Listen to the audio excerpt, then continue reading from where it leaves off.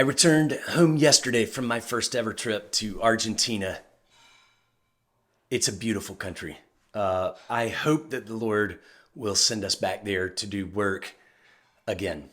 Argentina is a very modern, very proud country with beautiful, beautiful people, wonderful architecture, food like you just wouldn't believe. It's an incredible place to visit, and the church in Argentina is quite strong.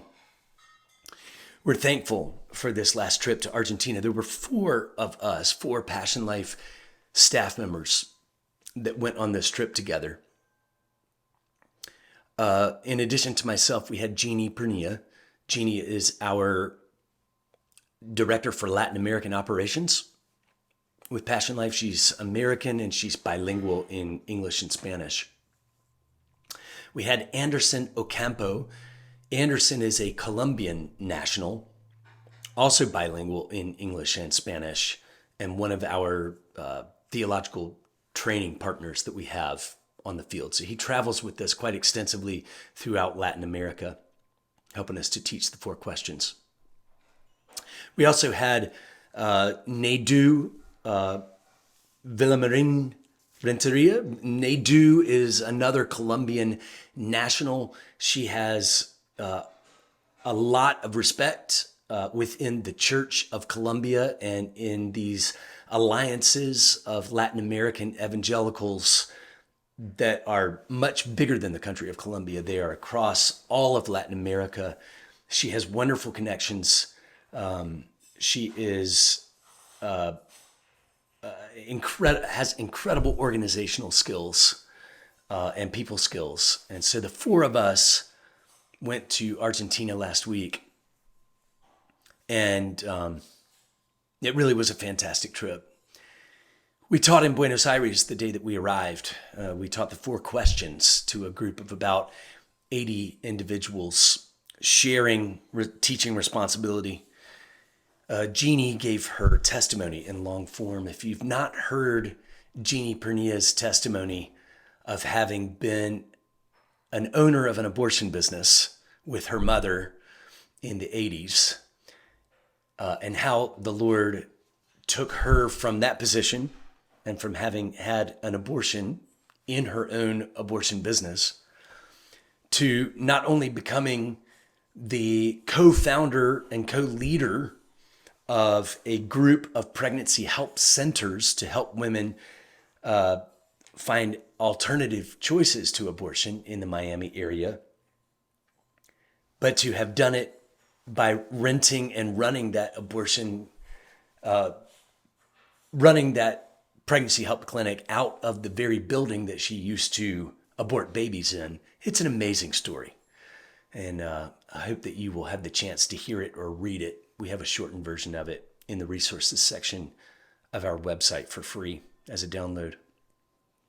Jeannie gives her testimony as we travel and teach. It illustrates the theological implications of what it means to bring the grace of the gospel to the guilt and the grief of abortion so that people are liberated from their past experience with abortion or their past silence, negligence on abortion, and are freed to serve the living God.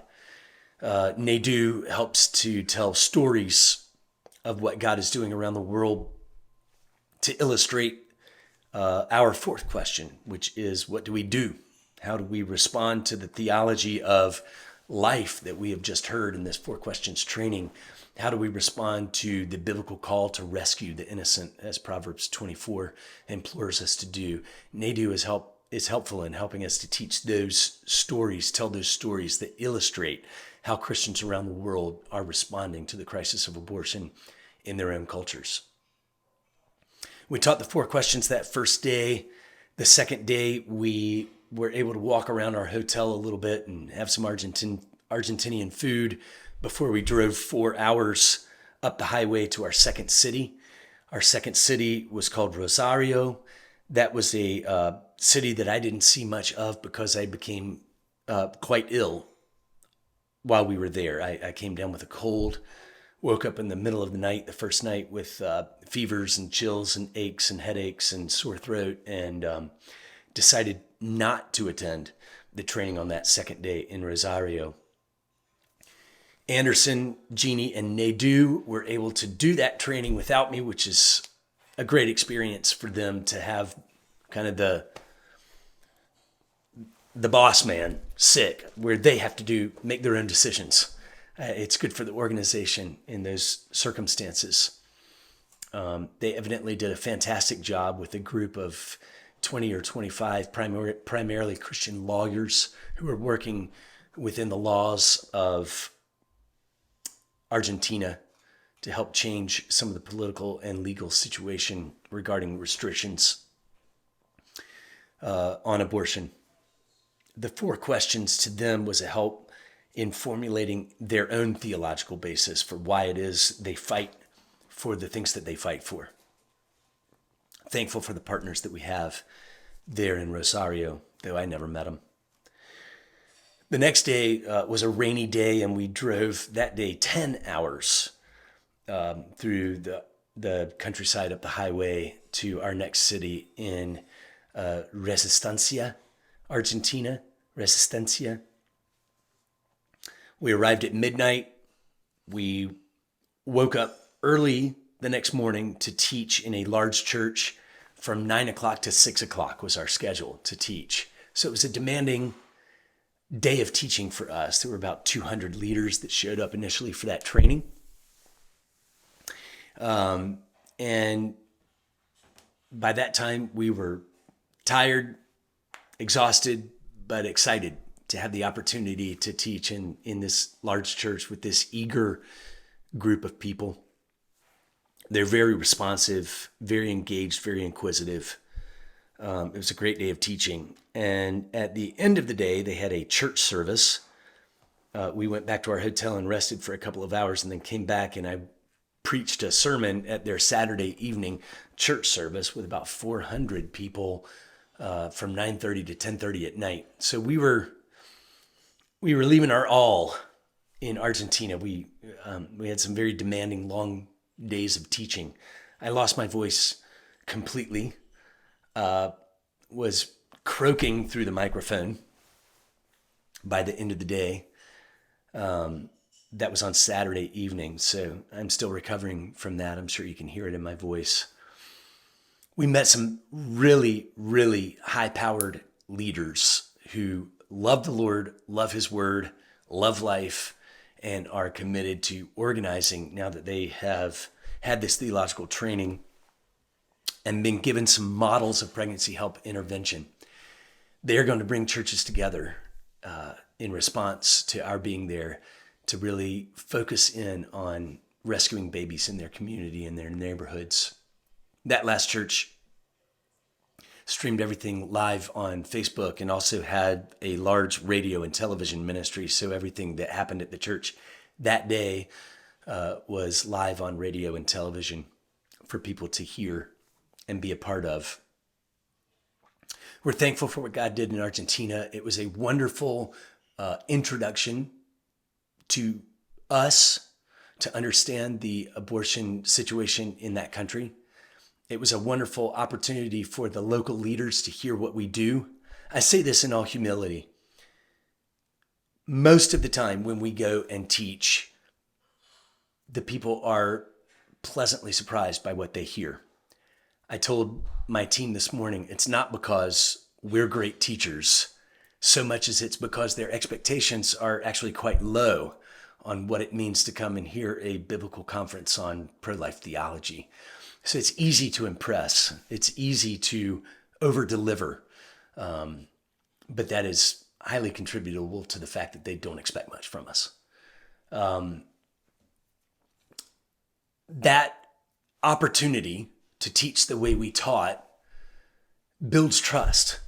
And it means that when we get our second invitation to come back to Argentina and teach more broadly, the word will go out, word of mouth, and through the grapevine, that this is something that is highly worth devoting time and energy to come and listen to and be a part of. So, as is normally the case for us, we expect our attendance and our enthusiasm levels next time we go to Argentina to be even higher than they were on this trip. Pray for Argentina. Pray for the church there. Pray for the leaders there as they now digest what they heard and they come back to us through email and WhatsApp and different social media asking how they can take next steps and what advice we would have on the next steps that they are organizing together to take. Pray that they would do exactly that. Pray that we would follow up well and that the result would be people glorifying God by obeying his call to rescue the innocent.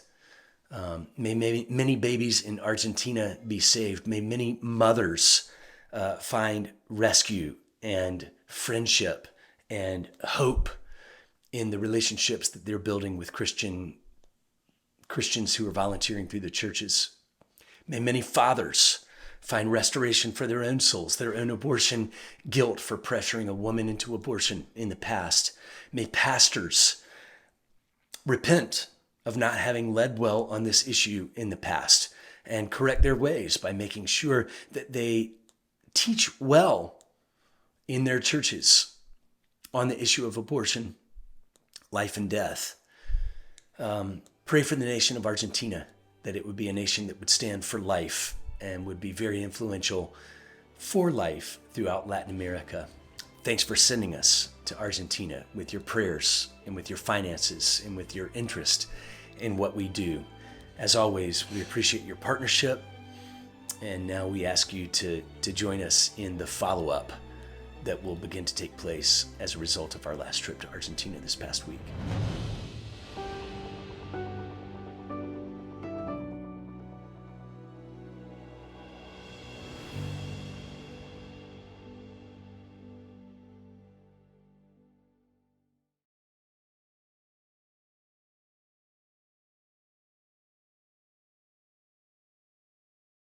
We are just home from a marvelous week in Argentina, partnering with local Argentinian pastors and leaders and teaching in churches in 3 cities across a large swath of the northern part of Argentina. We can't wait to update you on what we saw, learned, experienced, and how the Lord is moving in the country of Argentina.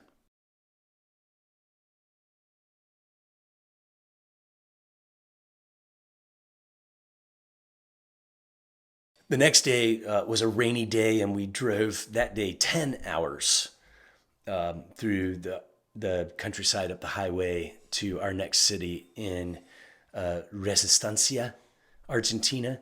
Resistencia. We arrived at midnight.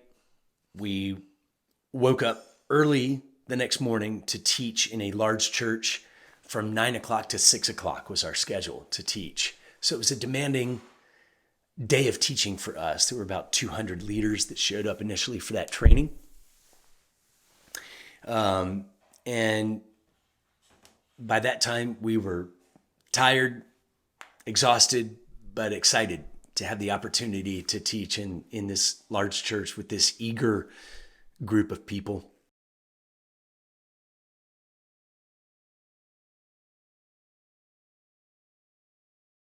We met some really, really high-powered leaders who love the Lord, love his word, love life, and are committed to organizing now that they have had this theological training and been given some models of pregnancy help intervention. They're going to bring churches together in response to our being there to really focus in on rescuing babies in their community and their neighborhoods.